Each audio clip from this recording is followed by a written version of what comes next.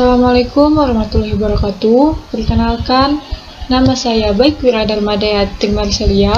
Saya adalah salah satu mahasiswa IAIN Palangkaraya dengan NIM 2014110144, Prodi Perbankan Syariah, jurusan Ekonomi Islam dan di Fakultas Ekonomi Bisnis Islam. Di video kali ini, saya akan memenuhi salah satu tugas dengan mata kuliah Fatwa Bisnis Syariah dengan dosen pengampu Ibu Dr. Muzalifa SPDI. Dan di video kali ini saya akan membuat video pembelajaran tentang kartu kredit syariah dalam pandangan Islam.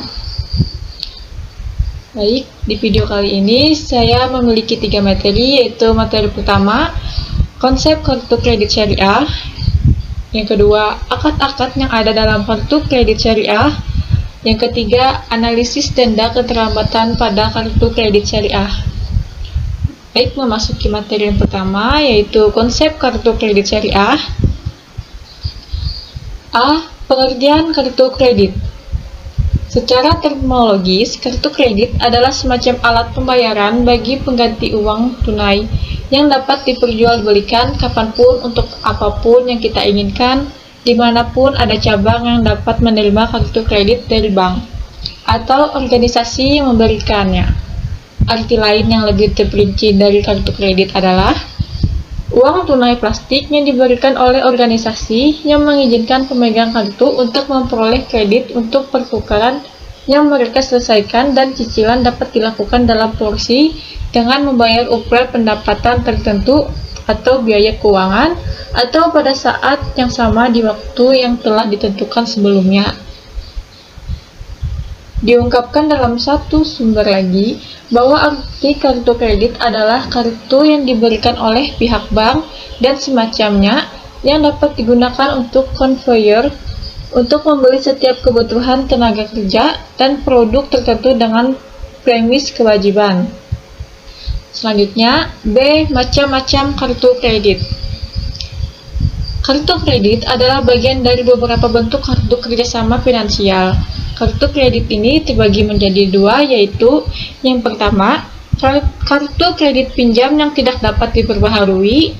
Yang kedua, kartu kredit pinjaman yang dapat diperbaharui. Selanjutnya, C. Pihak-pihak yang terlibat dalam perjanjian kartu kredit. Akad dalam transaction card biasanya melibatkan beberapa pihak, yaitu yang pertama, issuer bank dalam kartu kredit dinamakan dengan kreditor. Yang kedua, cardholder adalah pemakaian kartu kredit yang dinamakan dengan muqtarib. Dan yang ketiga, merchant adalah pihak yang menyediakan barang dan jasa atau supplier. Dan yang keempat, acquirer adalah pengelola. Selanjutnya, D. Konsep dasar dari penerbitan kartu kredit. Kartu kredit adalah suatu kartu yang pada umumnya terbuat dari bahan plastik dengan dilampirkan nama pemegang dan peminjam dan penjamin yang memberikan hak kepada siapapun. Kredit itu diberikan untuk menandatangani suatu tanda pelunasan biaya administrasi uang barang dagang yang dibeli di tempat-tempat tertentu seperti toko, losmen, tempat makan, penawaran tiket transportasi, dan lain-lain.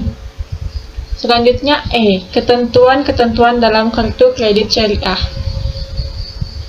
Dalam Fatwa Dewan Syariah Nasional Majelis Ulama Indonesia atau DSN MUI nomor 54 DSN MUI 10 tahun 2006 tentang kartu syariah, terdapat beberapa pertimbangan dan pengaturan terkait penggunaan visa syariah atau bisa disebut dengan kartu syariah sebagai berikut. Yang pertama, latihan moneter yang semakin mengglobal dan mendunia dan kompleks membutuhkan instrumen yang layak untuk menyelesaikan pertukaran. Oleh karena itu, kesederhanaannya memiliki kepercayaan adalah kebutuhan individual yang harus dijawab dengan tegas.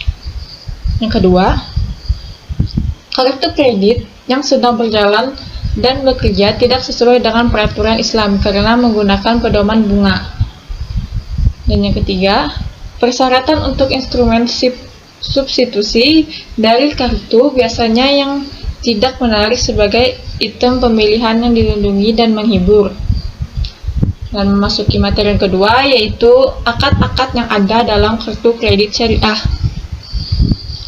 Pemanfaatan kartu kredit yang begitu luas dan tak terhindar menimbulkan beberapa persoalan jika dilihat dalam perspektif fikih Islam. Masalah tersebut akan muncul karena banyaknya perkumpulan yang mengadakan pertukaran kartu kredit, sehingga para fuqaha mengalami kesulitan dalam menentukan jenis dan ukuran akad yang tepat untuk digunakan. Beberapa peneliti berpendapat bahwa pertukaran kartu kredit hanya menggunakan satu perjanjian. Yang lain mengatakan itu mencakup 6 perjanjian, khususnya kafalah, wakalah, hawalah, murabahah, qard, dan ijarah.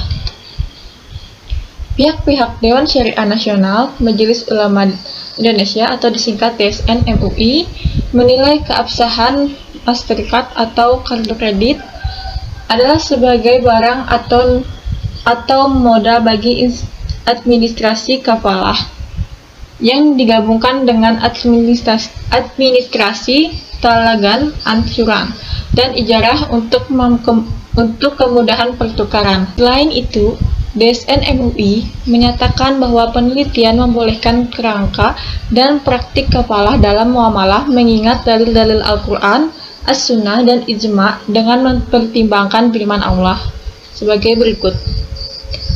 Dan siapa yang dapat mengembalikannya akan memperolehkan bahan makanan beban unta, dan aku menjamin terhadapnya. Quran Surah Yusuf ayat 72. Selanjutnya materi ketiga, yaitu analisis denda keterlambatan pada kartu kredit syariah. Dalam penerbitan chart, terdapat pemahaman bahwa pemegang kartu wajib membayar denda keterlambatan dengan asumsi dia terlambat melakukan cicilan sebesar nilai tukar yang tertera pada voucher. Tuduhan terlambat ini tidak bisa dibedakan dari mana riba al-nash'ah yang diingkari oleh syara. Ketentuan pertama adalah haram dan tidak sah serta batal karena adanya kewajiban bunga atas keterlambatan angsuran. Penegasan ini dibangun oleh pemilihan lokarya fikih yang diadakan di Bahrain November tahun 1998. Dalam memberikan pemegangan kartu kredit tidak diharapkan memiliki catatan di bank yang bersangkutan, tetapi ia berkewajiban untuk membayar tukaran harga yang diiyakan dalam voucher dalam batas waktu yang diberikan. Jika ia terlambat mencicil, keabsahan kartu tidak akan terlihat dan pendaftaran akan berakhir. Hukum pemberian kartu ini diperbolehkan mengingat tidak ada bunga atas keterlambat angsuran.